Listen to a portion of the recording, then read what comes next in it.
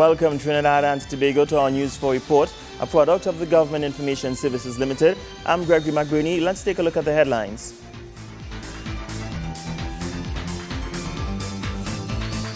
The Prime Minister terminates the life support program as audit into financial payments finds discrepancies and misuse of resources.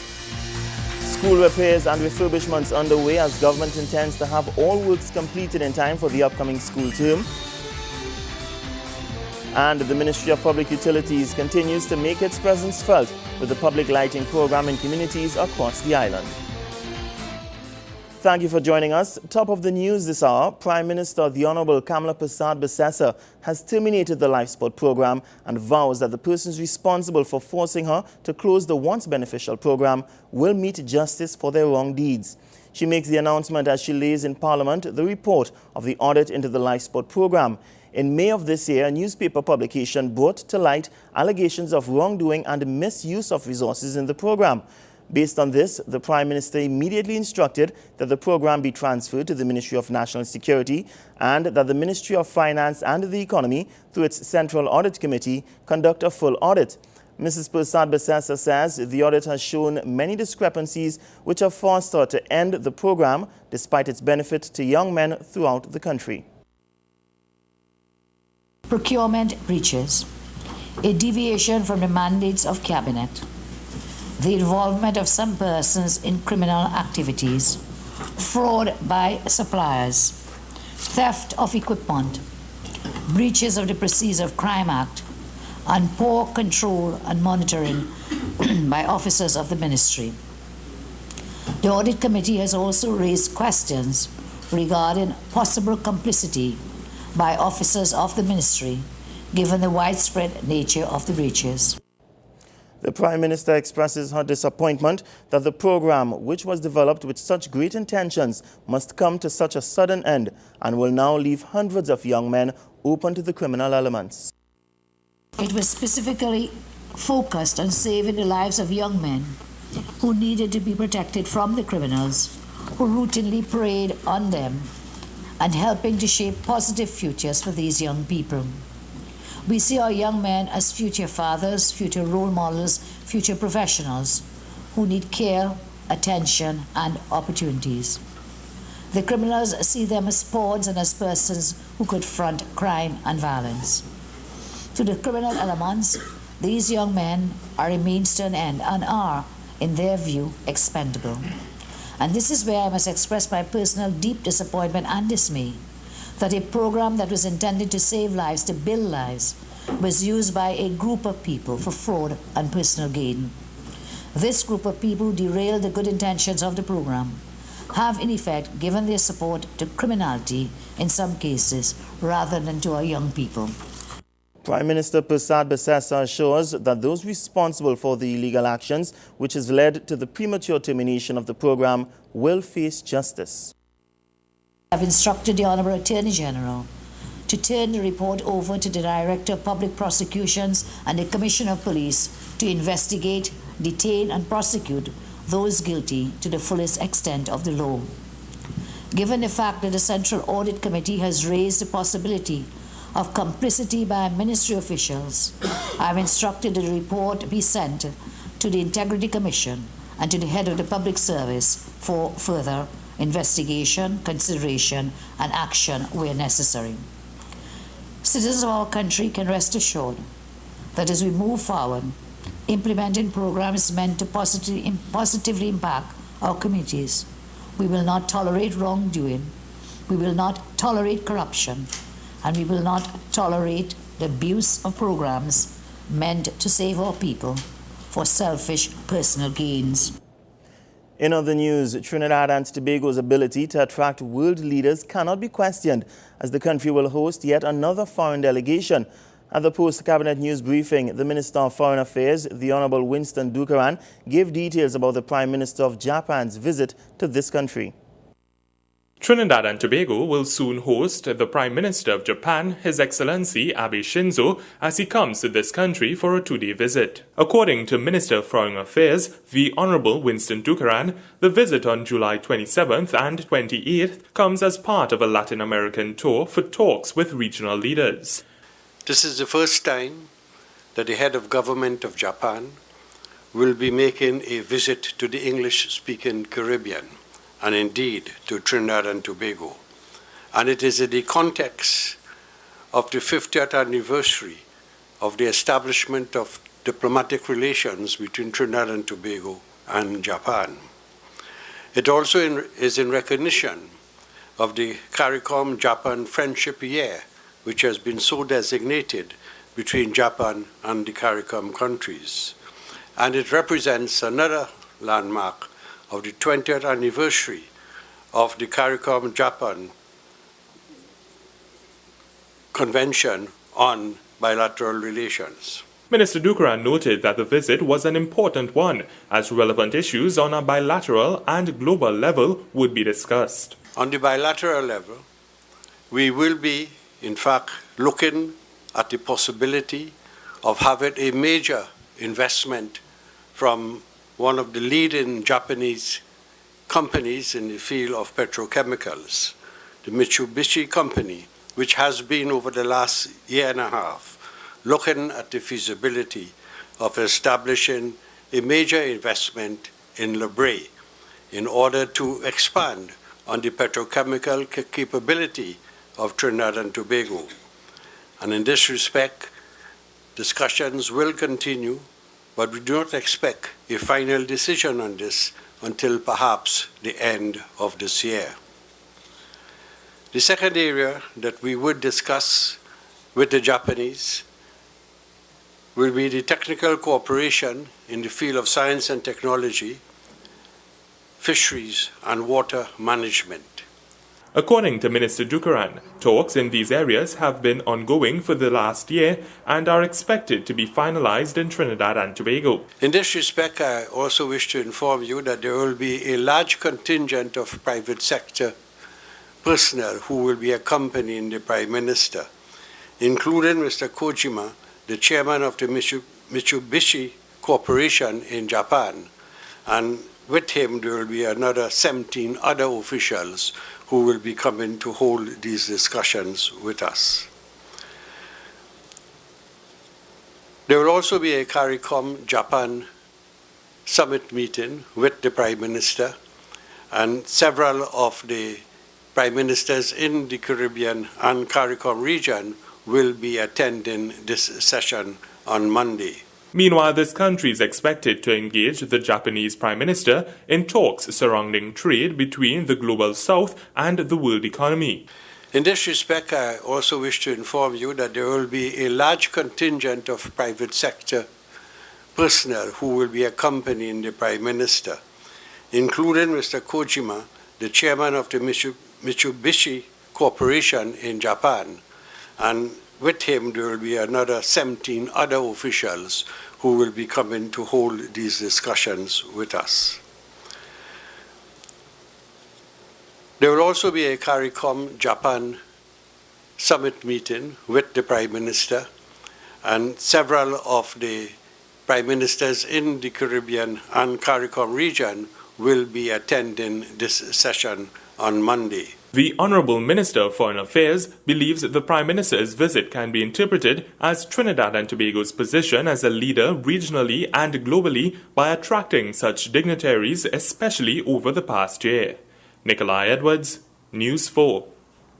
More news after the break. Stay with us.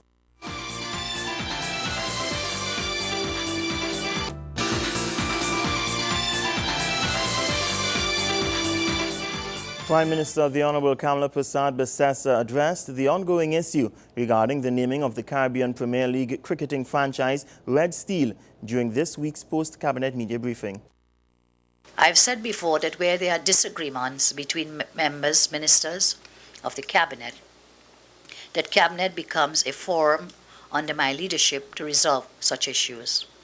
I am very happy that the final matches are being played in Trinidad and Tobago and that Red Steel is amongst those that will be performing. Those gains for Trinidad and Tobago are going to be immense for promotion as a destination. I am very pleased that Trinidad is a home base for the Red Steel team.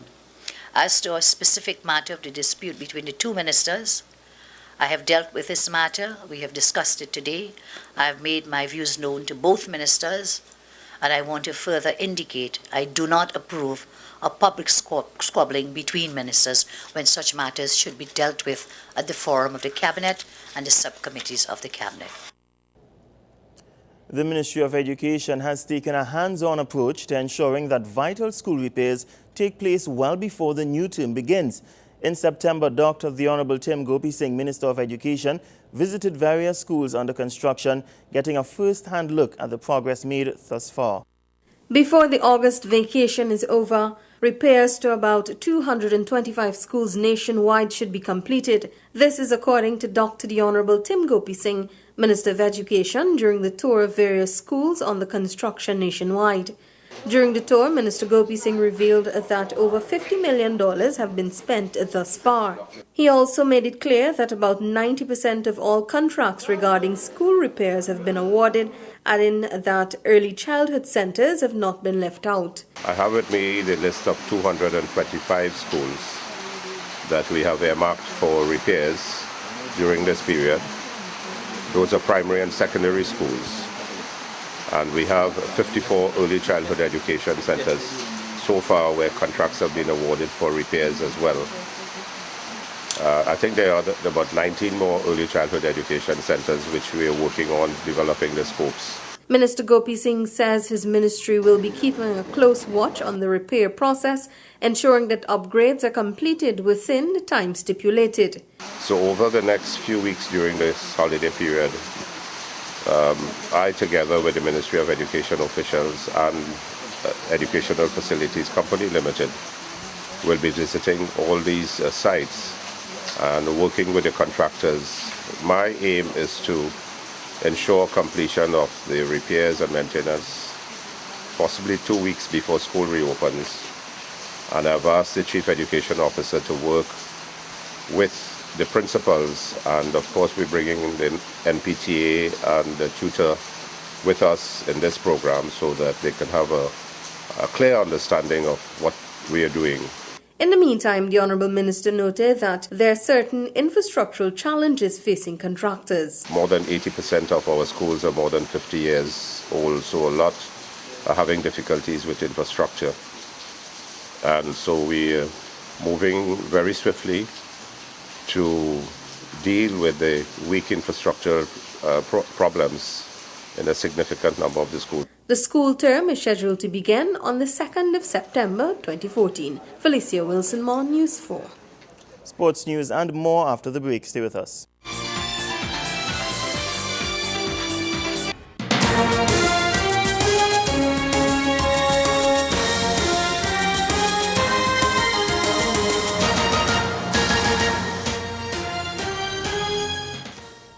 And now to sporting news. Trinidad and Tobago's quarter-miler Marshall Cedeno won gold in the men's 400 meters at the IAAF World Junior Championships currently being contested in Oregon, USA. The 18-year-old from San Fernando hit the tape in 45.13 seconds, the fastest junior time in the world this year. Running in lane 4, Cedeno took control of the race on the backstretch as he moved by Kenya's Alexander Lerionka Sampao to his outside. When the stagger finally unwound at the top of the home stretch, Cedeno was well away from the field and crossed the line more than a second in front of his nearest challenger. Japan's Nobuya Kato took silver with a strong run in the home straight, finishing in 46.17 seconds to deliver Japan's best ever finish in this event. Bronze went to Abbas Abubakar Abbas of Bahrain, who was slow out the blocks but pushed hard on the backstretch to reach 300 meters as Cedeno's closest pursuer. His finish time was 46.20 seconds as Sampao held on for fourth in 46.55 seconds. Cedeno follows in the strides of former TNT Junior World 400-meter champion Rennie Kwao, the 2006 winner. His winning margin of 1.04 seconds is the largest or second largest in the 400 meters in IAAF World Junior Championships history. Here's Cedeno's comments following the race as he spoke to IAAF media. I'm with Michelle Cedeno of Trinidad and Tobago. PR and a win. You couldn't ask for more at the World Junior Championships in your 400-meter victory, 45-13. What do you think about that? I think it was good because I had a bittersweet season, you know. When I was right in form, I got injured. So, I thank God for the victory tonight. My coach, my parents. It was really good for me. Did you know that you had a 45-13 in you? Honestly, yeah, I did because, I've been running and training. So, yeah. Did you realize how far ahead or how much you were extending your lead coming down that final home stretch? No, I didn't know. I just execute my race. I focus on my lane, and I just heading for the finish line. And so what's next for you? I'm just going to rest until probably next season. Okay, well, a tremendous effort and a gold medal. Thank you. Moving away from sport news, phrases and terms like wonderful, very good initiative, fostering community harmony, and even long overdue have been expressed by residents of Woodlands following the commissioning ceremony to mark the installation of lights on the Woodland Recreation Ground. The illumination was done under the Public Lighting Program, an initiative of the Ministry of Public Utilities through the Trinidad and Tobago Electricity Commission. It's magnificent. I haven't seen the grounds this illuminated ever since I've been here, and it is a wonderful addition to our community. For one thing, we're going to have a lot more activities taking place in terms of sporting and community events. It's going to be a lot more easier for things to take place, and the duration can be a lot greater into the evening. Instead of finishing earlier, it can happen later at nights, and beneficial to the community in terms of interaction. They have more family time, more community time, things like that. Mr. Ramatar was not the only Woodland resident who was happy to finally have lights to the community recreation ground.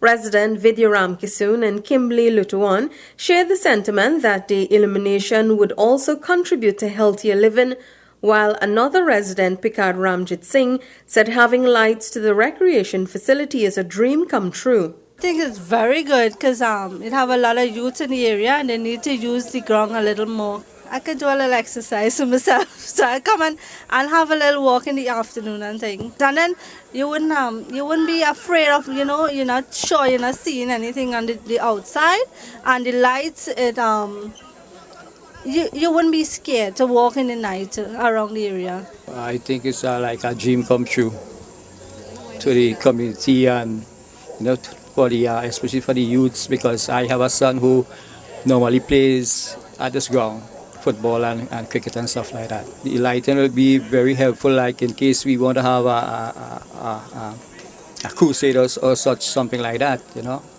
lighting will be very helpful, like for outdoor activities.